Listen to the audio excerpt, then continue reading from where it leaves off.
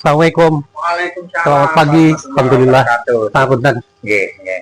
Ada jam hari ini. Sekarang. Iya, siap untuk masuk. Kebetulan persiapan untuk ujian. Jadi mungkin teori yang akan kami berikan ke siswa. Ini anak-anak di ruang baca. Ada satu tempat yang cukup asri di kelas ini. Di samping suasananya sangat rindang juga, cukup bagus buat membaca dan sekedar berdialog dengan mereka. Insya Allah kita akan berenang juga. Manfaat dari latihan renang apa saja? Manfaatnya ada banyak, dari sisi tubuh, dari sisi batin, mungkin banyak. Cuma renang mungkin bisa bikin tinggi, bisa bikin stamina itu tinggi, jadi sehat. Adapun manfaatnya untuk otot, untuk bahu, tangan, Ya, bahu tangan ya. dada, paha, dan melatih napas atau enggak kardio. Apa saja sih, Husen, untuk tahapan dari olahraga renang? Ada 3 tahapan, yaitu pertama pemanasan, olahraga inti, pendinginan. Jadi yang kedua ini olahraga inti, kita bisa melajari 4 gerakan. Apa saja itu 4 gerakannya? Saya Lupa.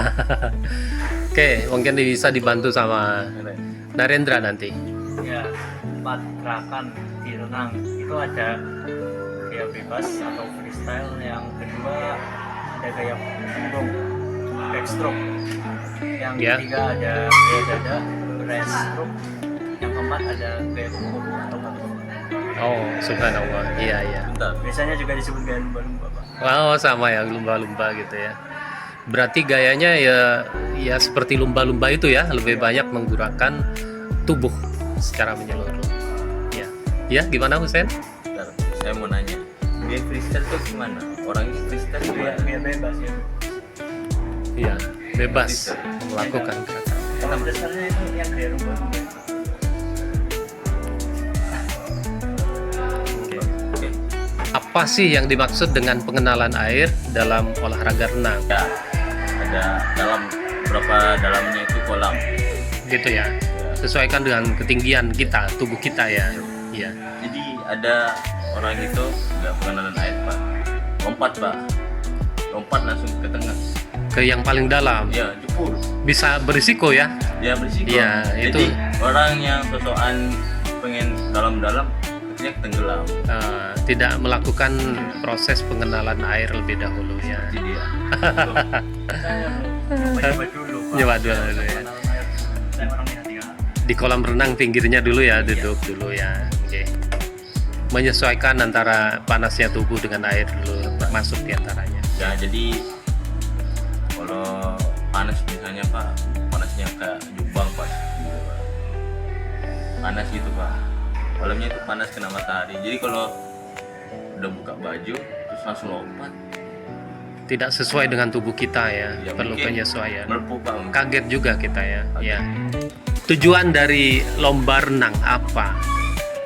Sebagai sampai finish secepat mungkin ya, biar Iya. meraih kemenangan.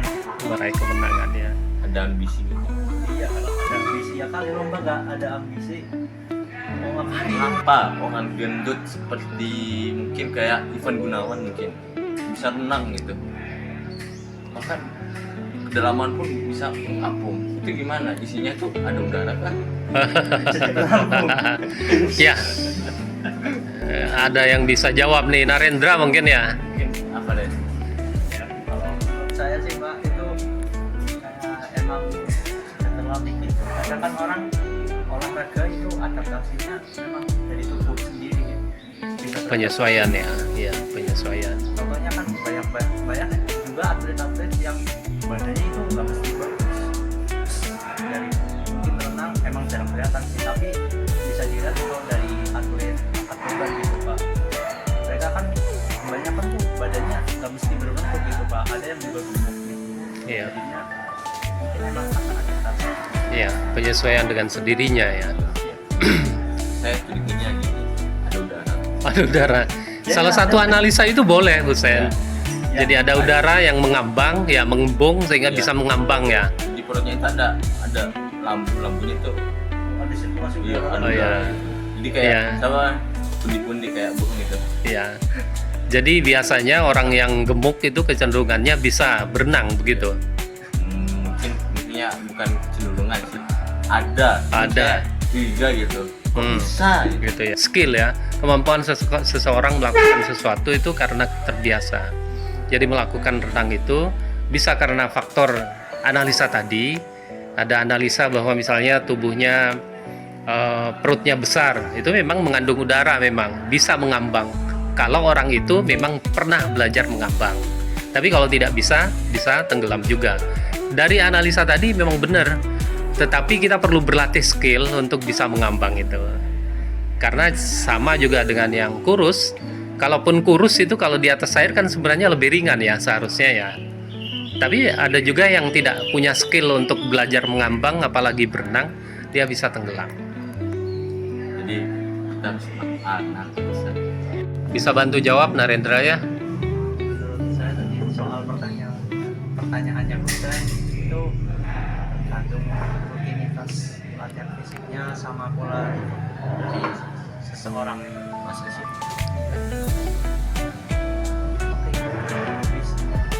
Ya selisihnya nggak beda jauh juga. Tapi tergantung rutinitasnya di mana ya. Iya. Iya. Kalau misalnya mereka latihan di olahraga yang berbeda, ya hitungannya kalau setiap harinya latihan fisiknya sama, mungkin aja biasanya ya mereka kayak bersaing gitu. Ini kadang ada di atas, kadang misalnya Iya. kan manusia kayak gitu. Iya. Ukuran kolam renang standar berapa Narendra? Kalau ukuran standar kolam renang panjangnya itu 50 meter, lebarnya 20 cm. Ada lintasan juga ya Narendra? Ya, lintasannya masing-masing peserta itu jaraknya 2,5 meter.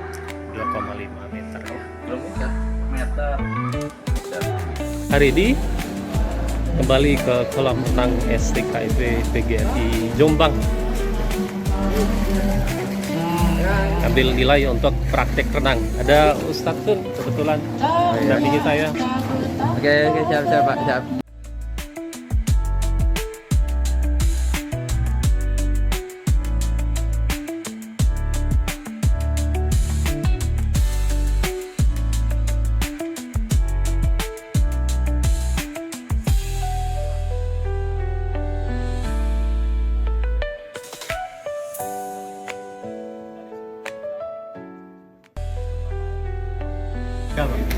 Enggak. Waktu kecil nggak pernah berenang.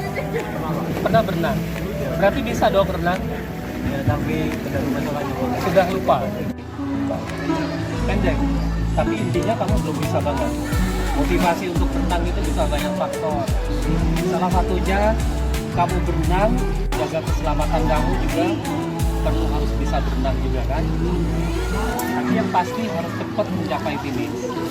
Solusi mencapai finish dengan cepat itu kadang-kadang memotivasi kita untuk bisa berenang.